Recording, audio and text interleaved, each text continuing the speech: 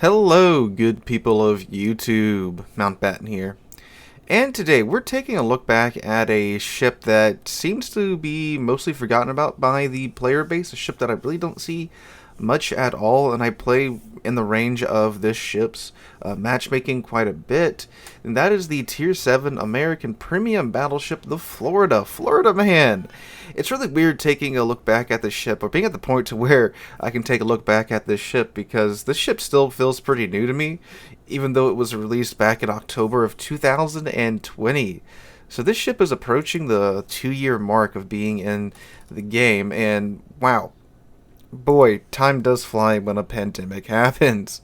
So the Florida is a really interesting American battleship.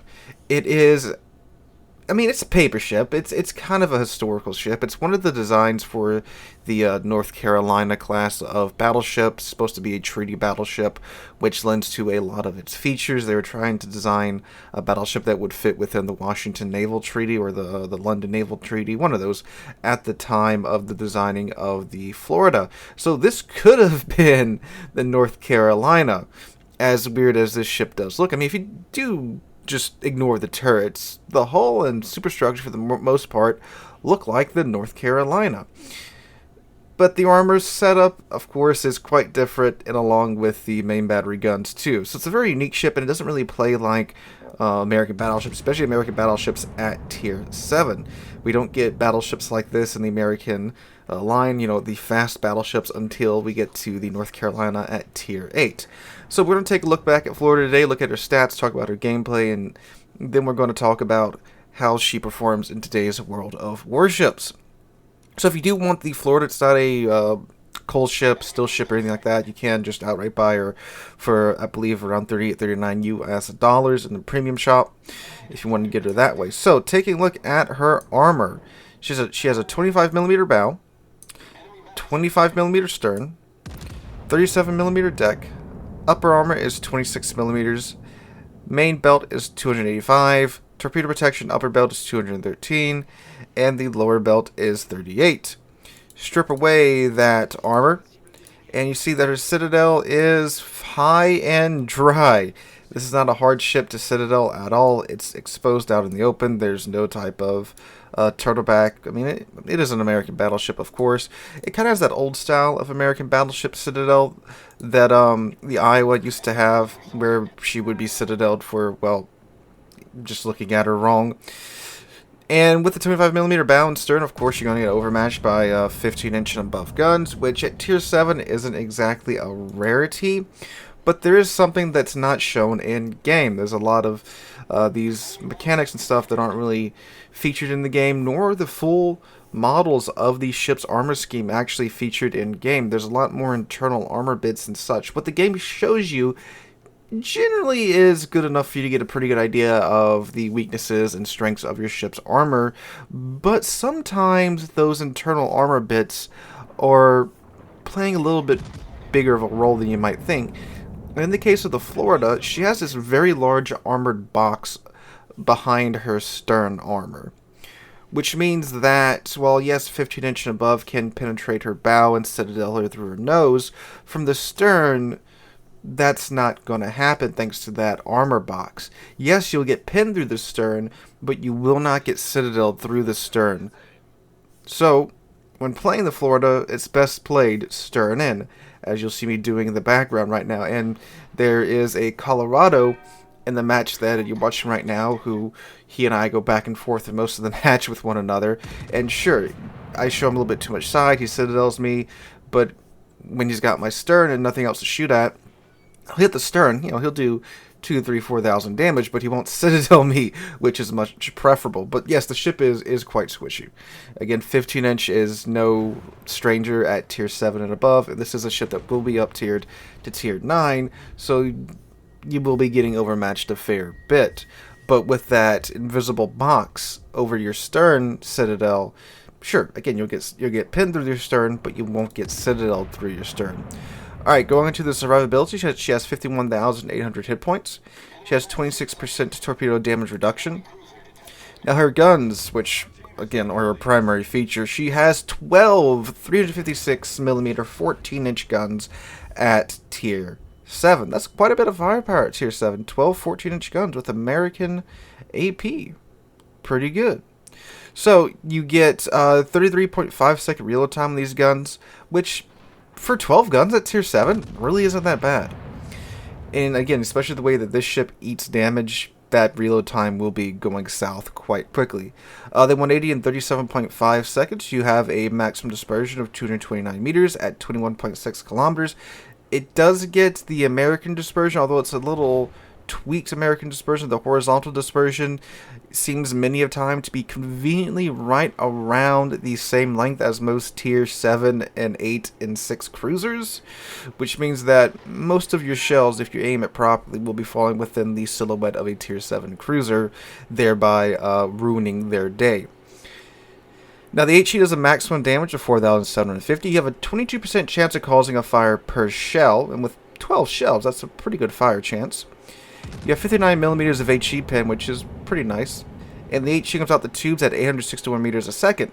The AP, 9,500 maximum damage. And the AP comes out the tubes at 823 meters a second. That is pretty darn nice. That's fast.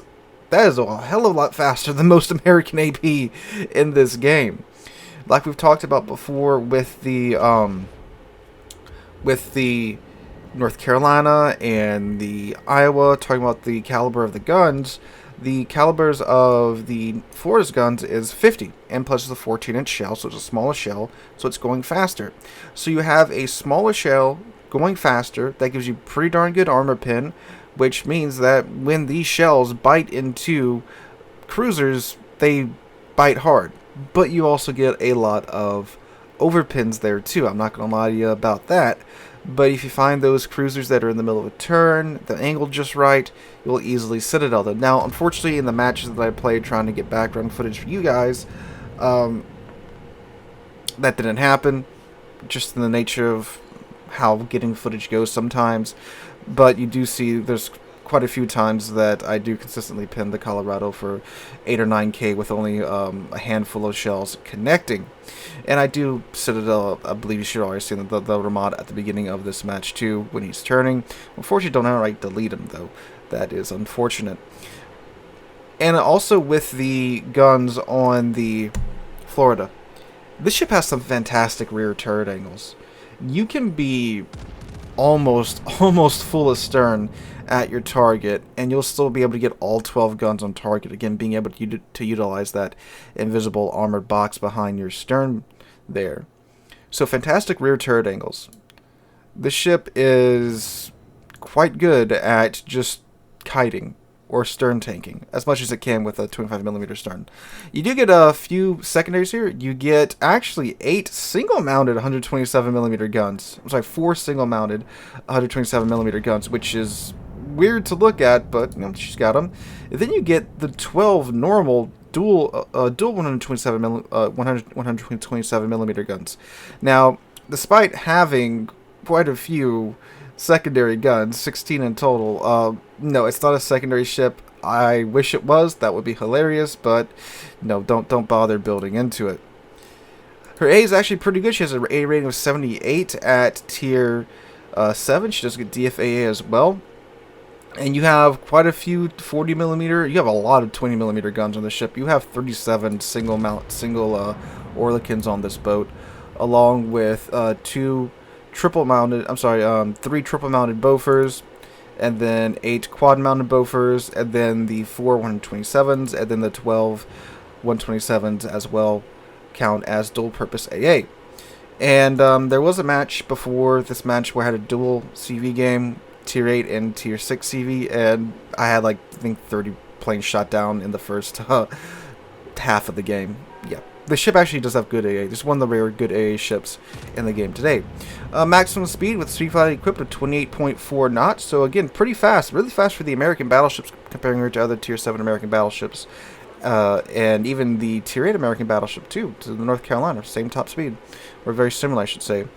She has a turning circle of 760 meters, a rudder shift time of 12.3 seconds. And her concealment with the commander skill is down to 12.1 kilometers. That's actually really flippin' nice. a 12.1 kilometer concealment on a battleship, on a full-size battleship too. It's not like this is a battle cruiser or anything. So that's also very nice, especially when you get up tiered. But we'll talk more about that here in a second. For her consumable, she gets a choice of spotter or fighter, DFAA like I mentioned, and then she also has repair party. She has a 310 regenerate per second, is active for 30.8 seconds, reloads in 76 seconds. You get 4 charges of that. That is with the Superintendent for Battleships, whatever that's called now, the commander skill that gives you another heal. Your damage con is the American damage con. It's active for 22 seconds, which is very nice. And then it reloads in 76 seconds as well. Alright. So, the Florida Man. This is a ship that's very, very well suited for kiting on a flank. Especially in today's World of Warships, that is a very nice set of skills to have. She's able to keep her stern toward the enemy. She's able to shoot over her shoulder very comfortably. She has 12 14-inch guns, which even by like tier 8 standards, that's a nice set of guns there. 12 14-inch guns. 12 of any guns is also just, again, a very nice set to have. And she has that good AP, high velocity AP, that's excellent for slapping cruisers that aren't paying attention, and is also pretty good at dealing with battleship broadsides too. Again, this is 12 14-inch guns. 12. 14-inch, again, it's not considered a large caliber by like tier 7 and 8 and 9 standards, but 12 of them will hurt. I think we've learned that with all the crazy like 14, 12, 16 gun battleships that we have at higher tier now with smaller caliber guns. Now, besides that too, the ship's also maneuverable. 12 kilometer concealment is very nice. The ship will get up tier to tier 9, but the AP, despite how good that is, the HE is also no slouch either on this ship, and there's going to be many a case where you have to switch to HE because you do have 14-inch guns, but with a 22% fire chance, doesn't sound that much. But when you have 12 guns like this that are fairly consistent, I mean, yes, it's not like laser pointer accurate if you're looking at the dispersion pattern I'm getting in the background match, and in this match particularly, I got screwed over a couple of times by RNG, but it is fairly consistent. It's still American Battleship dispersion, slightly tweaked to have better horizontal dispersion, but it's still very consistent. And with the HE loaded, you'll be burning down fools in no time. And that's why I have the spotter equipped too, because so many times you get up tier to tier 9. You have to sit back, pop that spotter, start farming HE damage. It's not really that bad of a performer. When I get up to tier 9, I'm still pretty easily capable of doing like 80 to 90,000 damage in this ship. For a tier 7 battleship in a tier 9 game, that's great.